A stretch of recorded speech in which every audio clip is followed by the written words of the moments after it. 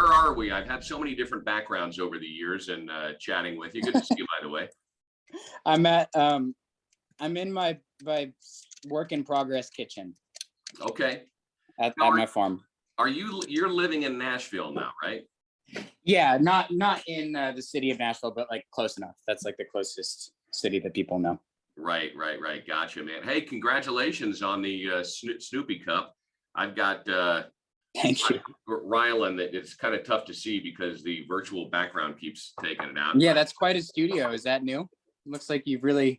It's a virtual background. I wish our studio was this nice, our real studio. It's close, but not quite as dope looking as this one, man. For sure. That's a pretty dope studio. Yeah, I do agree. Congratulations on This Is How the World Ends, and now the tour, This Is How the World Continues. Now, I'm curious, was that always the plan, or did the title of the album seem a bit too apocalyptic considering the current world events with Russia and Ukraine, to name the tour This Is How the World Ends tour? Look, I gotta stop. There's been many weird times throughout our career where I've like labeled something or said something as a lyric, and then some big world event happens and I get a bunch of tweets like, you predicted the future. So I gotta start labeling albums like This Is How Everybody Gets Along from now on. So that I can set us up to win. No, I don't know, that lyric was written before the pandemic, before anything. Wow. And it wasn't the title of the album then, but then everything happened, and I don't know, we like to pick lyrics for album titles. This is only our second album, so it's not like a big trend, but we did it on the last one and it felt fitting. And that just seemed like the most appropriate title. Yeah.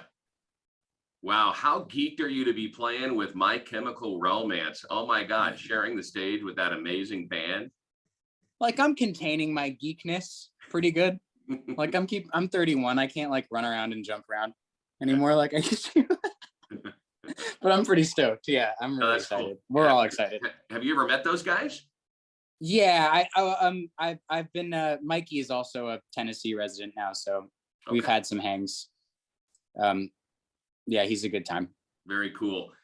Josh, you tend to write lyrics that can move the listener to tears. I'm sure I'm not alone with that, and I noticed that on the first record, Okay, I'm Sick. I expect a lot of your lyrical inspiration comes from life events, and I'd imagine you've probably got another whole album's worth of ideas now with how 2022 is shaping up. But how close to home is the new song Family for you? I mean, literally, it's very close to home. Wow. It is home. Yeah. There are some songs that are like derived from real life events or derived from like something I've experienced secondhand, maybe. But Family is one that's just straight up. I was telling a story that was mine. Huh. Now, okay, was that song written long ago? Was the idea written long ago? I mean, with all your success, are your folks, your family members, they got to be proud of you and rooting you on? Yes.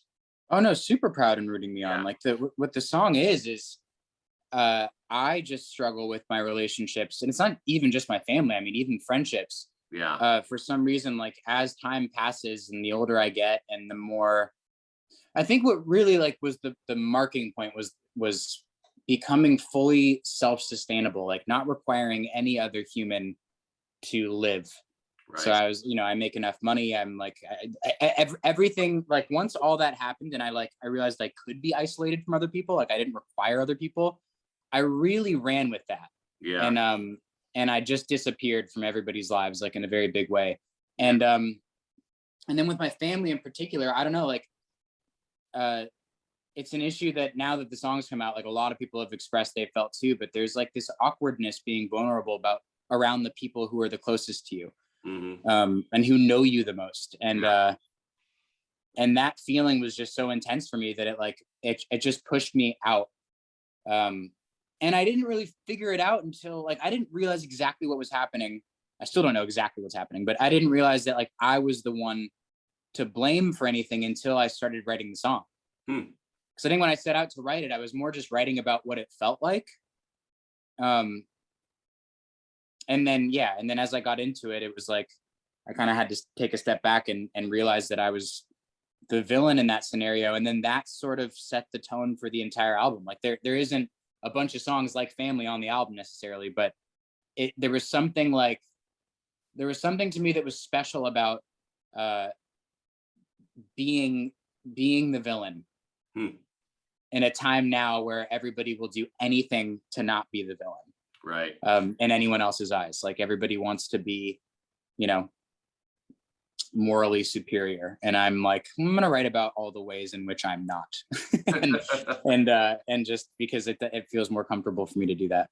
That's cool. I think that's a really honest approach. And I think it's, you know, it's one of the many things that endears you to friends and listeners to the music. And when they listen to the lyrics and what you're talking about there, it's incredibly enduring. And it's tough. You don't see every artist being able to dig that deep and write from that perspective where they can shine a critical light on themselves. So that's very cool. Is there a song on Okay, I'm Sick, or maybe the new album that you've got a tough time performing live? Yeah. On Okay, I'm Sick. There's not many on Okay, I'm Sick now because we've just played all those songs so many times. Do you mean like tough physically or emotionally?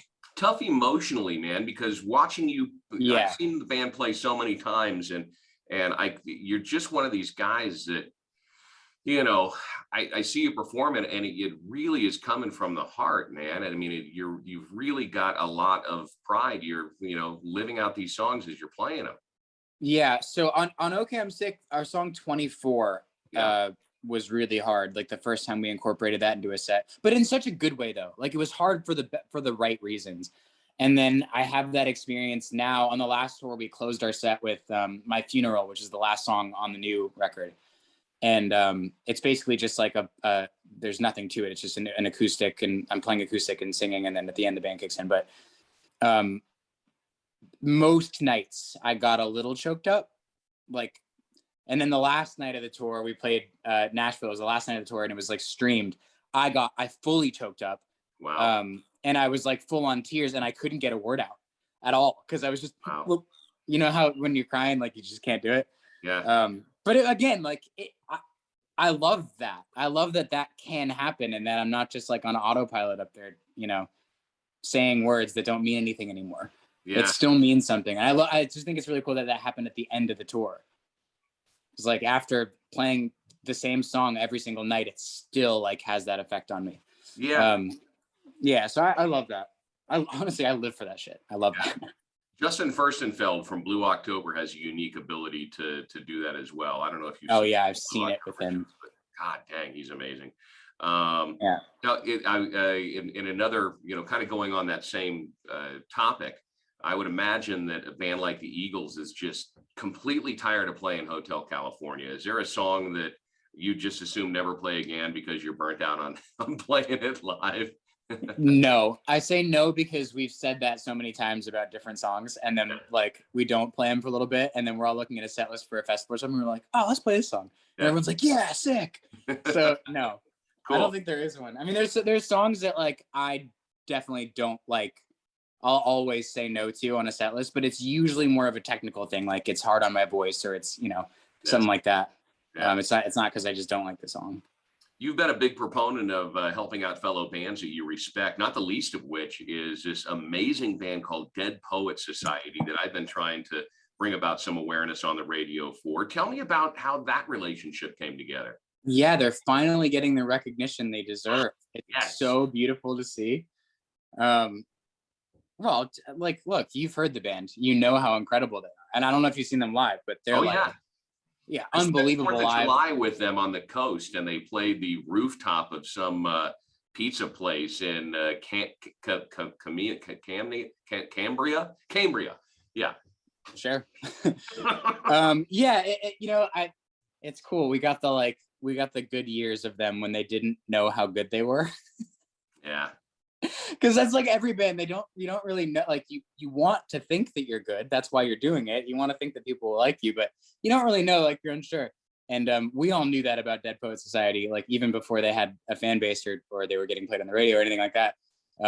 And now they're starting to know it, which is like really cool to see the confident, like the super confident version of that band on stage. Cause like it's a natural progression. Like with any band, you start with like a fake level of confidence typically because you haven't earned it.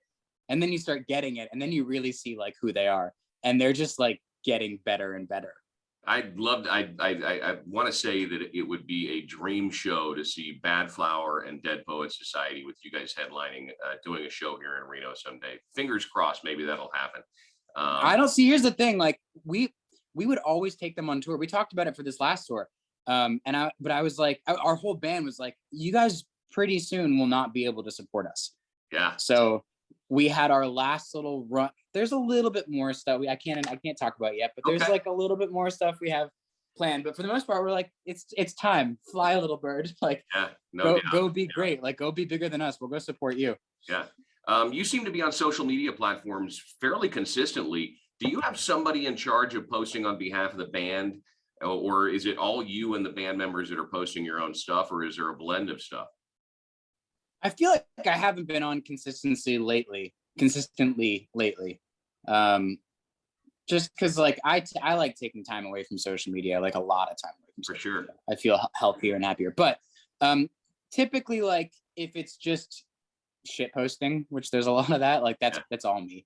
But if it's like an announcement for something, half the time it's like I'll wake up late and I'll have like 4 texts from somebody at management or the label. They're like, the blah blah blah announce you have to post it, and then somebody will just post it for me. Right. No, and they'll try to use like my language, which is really funny because sometimes they nail it and sometimes they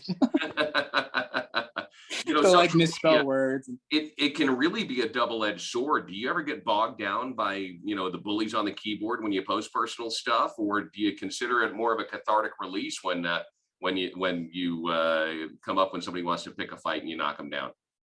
No, it hits me hard. I don't like it. Yeah, I hear you. I'm not like one of these artists that. I mean, I'm pretty good. Like, I haven't read comments, like YouTube comments and things like that, for a while now. But I do. Like, when something's new and it first comes out and it's like I care about it. Yeah, I read everything, and I shouldn't because it's not always going to be positive. And that one negative comment will eat me up. No kidding. I'm not cut out for this business at all. Truly, like I'm not. I don't have it in me. Like, I'm way too sensitive.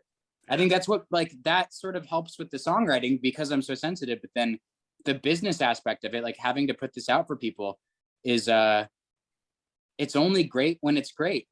When it's not, it's really bad. Yeah, it's so bad. No doubt. I've noticed not a ton of West Coast shows, being the band formerly based in Los Angeles, I guess we could say. Why is that? There's a lot of shows on the East Coast, and I know you guys are going to the UK at the end of the year as well. But do you have West Coast plans, or was that kind of what you were maybe alluding to earlier? No, because we did on the last tour, we did some West Coast. Yeah. And we do. This tour is more just like all the markets that we just didn't hit. Like, and we did, in the last tour we did maybe just like Portland and Seattle and LA. Yeah. I don't know. Rock and roll is not as big on the coast. I hear you.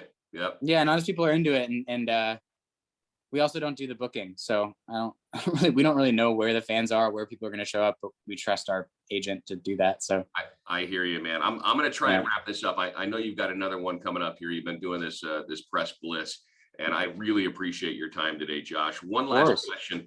Playing in the UK, is there a place on the top of your I really want to visit list that's overseas that you haven't been to yet?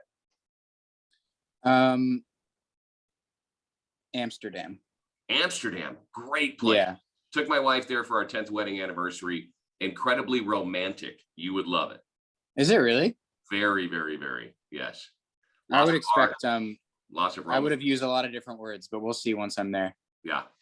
It's just one of those things, like, I gotta go see it. I gotta go. Awesome, brother. Much love to you, man. Always great to speak with you, Josh. We'll see you out on the road soon, okay? Likewise. Later.